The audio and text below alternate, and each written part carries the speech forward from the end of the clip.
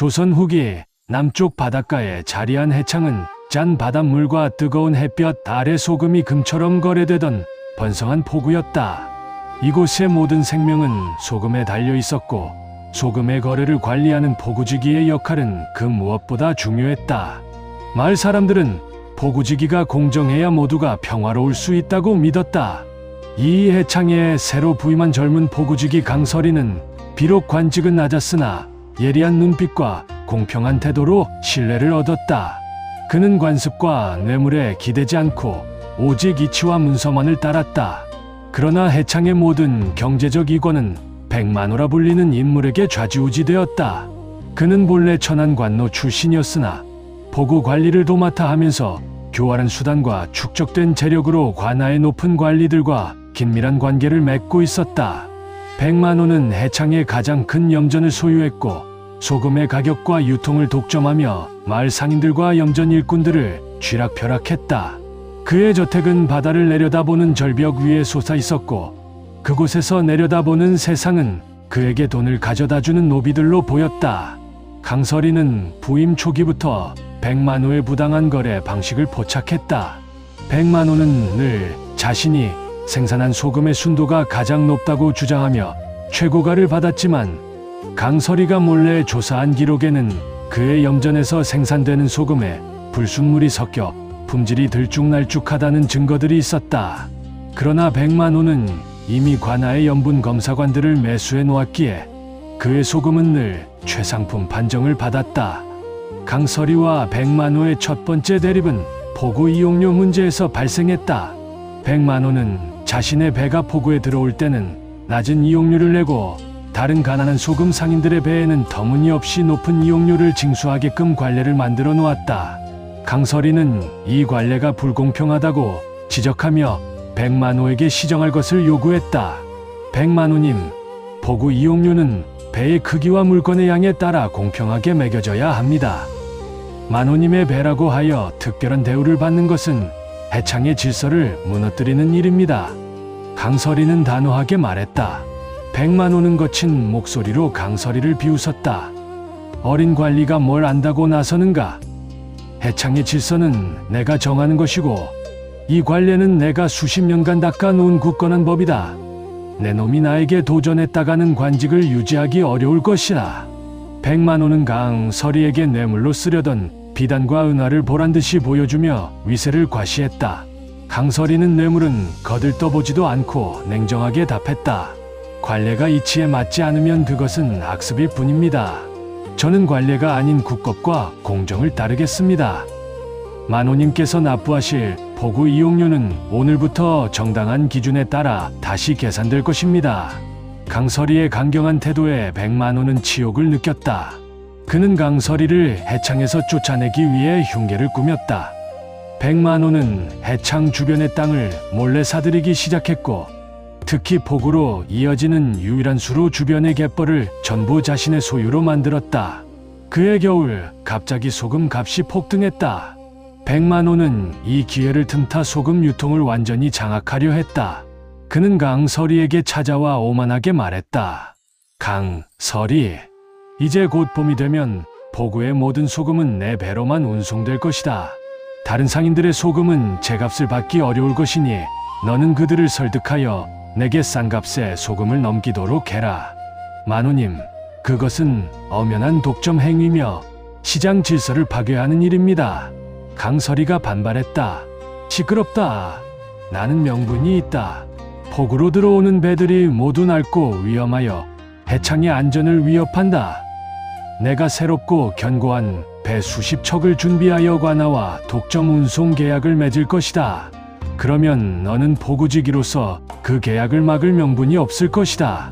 백만호는 이미 한양의 높은 관리를 매수하여 해창의 안전 보장을 명분으로 내세운 독점 계약서를 작성해 놓은 상태였다. 이 계약이 발효되면 다른 소금 상인들은 소금을 팔아도 운송할 방법이 없어 백만호에게 헐값으로 넘길 수밖에 없었다. 강설이는 절망에 빠졌다. 백만호가 내세운 안전이라는 명분과 그 뒤에 숨겨진 한양 관료의 힘은 그가 막기 어려운 장벽이었다. 강설이는 밤낮으로 그 계약서의 허점을 찾기 위해 고심했다. 며칠 밤을 새운 끝에 강설이는 문득 백만호가 포구 주변의 갯벌을 사들인 것에 의문을 품었다. 포구 수로는 관아의 땅이었지만 수로 주변의 갯벌은 백만호의 개인 소유였다. 갯벌은 소금 생산에 직접적으로 사용되지 않는 가치가 없는 땅이었다. 강설이는 백만호의 염전에 대한 과거 기록을 다시 조사했다. 그리고 놀라운 사실을 발견했다. 백만호의 염전은 해창에서도 가장 바닷가 깊숙한 곳에 위치해 있었고, 이로 인해 염전으로 들어오는 바닷물은 염도가 높았지만 갯벌에 짠 흙에 자주 섞여 불순물이 많이 포함된다는 구조적인 문제가 있었다. 백만호는 이 문제를 감추기 위해 갯벌을 사들였던 것이다. 강설이는 백만호를 찾아갔다. 만호님, 독점 계약은 포구의 안전을 위한 것이라 하셨습니다. 하지만 만호님께서 소유하신 염전의 소금 품질부터 안전하지 않습니다. 만호님은 불순물이 섞인 소금을 최고가로 속여 팔아왔습니다. 무슨 망발이냐? 관아의 검사관들이 내 소금의 순도가 가장 높다고 보증했다. 백만호가 격분했다. 그 검사관들이 매수되었음을 입증할 기록은 지금 찾기 어렵습니다. 하지만 만호님께서 숨기려 한 진실은 바로 갯벌 땅에 있습니다. 만호님, 왜 쓸모없는 갯벌을 비싼 돈을 주고 사들였습니까? 바로 만호님 염전으로 들어가는 수로 주변에 있는 갯벌 흙이 밀물 때마다 섞여 들어가 소금의 불순물을 만드는 것을 감추기 위함이 아닙니까? 강설이의 눈빛은 예리했다. 만호님 염전으로 들어가는 물길은 관아의 땅이 아닌 이제 만호님의 사유지인 갯벌 땅에 있습니다. 만호님은 이 갯벌을 깨끗하게 관리하고 소금 품질을 저해하는 흙이 섞이는 것을 막아야 할 재산 소유자로서의 책임이 있습니다. 만약 이 갯벌 관리를 소홀히 하여 계속 불순물이 섞인 소금을 생산한다면 이는 국민의 식량 안전을 위협하는 중대한 범죄입니다. 강설이는 여기서 독점 계약의 허점을 지적했다. 만호님은 독점 계약의 명분으로 포구의 안전을 내세웠습니다. 그러나 만호님께서 유통할 소금 자체가 불순한 소금이라면 이는 해창을 넘어 국가 전체의 식량을 위협하는 행위입니다. 만호님의 계약은 포구의 안전을 보장하는 것이 아니라 오히려 국민의 식량 안전을 심각하게 위협하는 부당한 계약이 됩니다. 저는 포구지기로서 국민의 안전을 위해 이 계약을 무효화하고 만호님의 염전을 일시적으로 폐쇄할 수 있습니다. 백만호는 강설이의 논리에 완전히 허를 찔렸다. 그는 자신의 염전 문제를 감추기 위해 사들였던 갯벌이 이제 자신의 탐욕을 증명하는 결정적인 증거가 될 줄은 꿈에도 몰랐다. 그는 갯벌을 사들여 소금 유통의 수로를 간접적으로 통제하려 했으나 오히려 그 갯벌이 그의 염전에 대한 책임으로 되돌아온 것이다. 백만호는 강설이를 매수하거나 위협하려 했지만 강설이는 흔들리지 않았다. 백만호는 이 문제를 외부에 폭로하면 자신의 명성과 소금 사업 전체가 무너질 것을 알고 있었다. 결국 그는 독점 계약을 스스로 파기하고 갯벌 문제를 해결하겠다고 약속할 수밖에 없었다. 그러나 백만호의 탐욕은 쉽게 꺾이지 않았다. 그는 강설이가 독점 계약을 파기하게 만든 것에 앙심을 품고 또 다른 흉계를 꾸몄다. 백만호는 자신의 모든 재산을 쏟아부어 한양의 고위 관료들을 매수하고 강설이에게 공금 횡령이라는 누명을 씌웠다. 백만호는 강설이가 포구 이용료와 세금을 계산하는 장부를 조작하여 사적으로 돈을 빼돌렸다고 거짓 증언했다. 고위 관료들의 압력으로 강설이는 곧바로 파직되고 관아에 끌려가게 되었다. 내 놈의 지혜가 아무리 뛰어나도 돈과 권력이 만드는 함정은 피할 수 없을 것이다. 백만호는 득이양양하게 웃었다. 관아에 끌려간 강설이는 결코 자신의 죄를 시인하지 않았다. 친문관들은 이미 백만호에게 매수되었기에 강설이에게는 절망적인 상황이었다. 그러나 강설이는 지혜를 잃지 않았다. 나으리, 백만호가 제가 횡령했다고 주장하는 장부와 기록은 백만호가 포구 이용료를 조작했던 악습을 근절하고 제가 공정하게 다시 작성한 장부입니다. 저는 포구에 부임한 첫날부터 만호님의 불공정한 이용료, 징수 악습을 폐지하고 모든 계산을 새롭게 했습니다.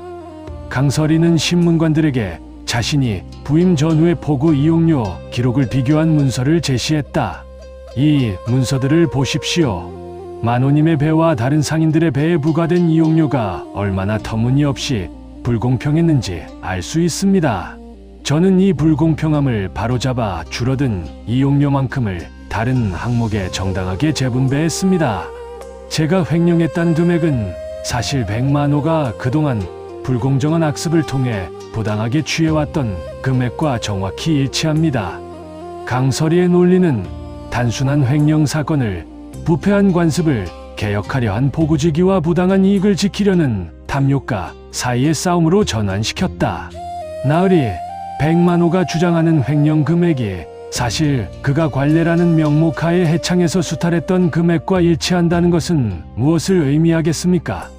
그는 제가 자신의 탐욕을 건드리자 자신의 악습으로 벌었던 돈을 제가 횡령했다고 역으로 누명을 씌운 것입니다. 만약 제가 횡령했다면 왜 만호는 제게 빼앗긴 돈을 되찾으려 하지 않고 저에게 역모에 가까운 누명을 씌우려 했겠습니까? 이는 만호 스스로 자신의 악습이 드러날 것을 두려워했기 때문입니다. 강서리의 지혜로운 대처와 명확한 논리는 신문관들을 흔들었다. 그들은 강서리가 횡령한 것이 아니라 100만호의 오래된 부패를 건드렸다가 역공을 당했다는 사실을 깨달았다. 100만호가 강서리에게 씌운 누명은 오히려 100만호 자신의 과거 부정을 드러내는 꼴이 된 것이다. 강서리가 관아에 갇혀 있다는 소식을 들은 해창의 모든 상인과 염전 일꾼들이 관아 앞으로 몰려왔다. 그들은 강서리가 포구의 공정함을 가져다 주었음을 증언했고 100만호의 부당한 횡포에 대해 목소리를 높였다. 민심은 강서리에게 완전히 기울었고 관아는 100만호의 편을 들 수 없었다. 결국 100만호는 강서리에 대한 누명을 취소할 수밖에 없었고 강서리는 무죄로 풀려났다. 100만호는 부당한 이득으로 쌓아 올렸던 모든 명예와 재산을 잃고 마을 사람들의 손가락질 속에서 해창을 떠나야 했다. 강서리는 다시 포구지기로 복직했고 해창에는 공정하고 투명한 질서가 자리 잡았다. 그는 자신의 경험을 통해 마을 사람들에게 가르침을 주었다. 탐욕은 스스로를 파멸시키는 덫이지만 진정한 지혜는 어둠 속에서도 빛을 찾아내어 공정함과 정의를 세우는 길잡이가 된다. 강서리의 이야기는 이후 포구 마을에서 오랫동안 전해 내려오며 청렴함과 지혜의 상징이 되었다.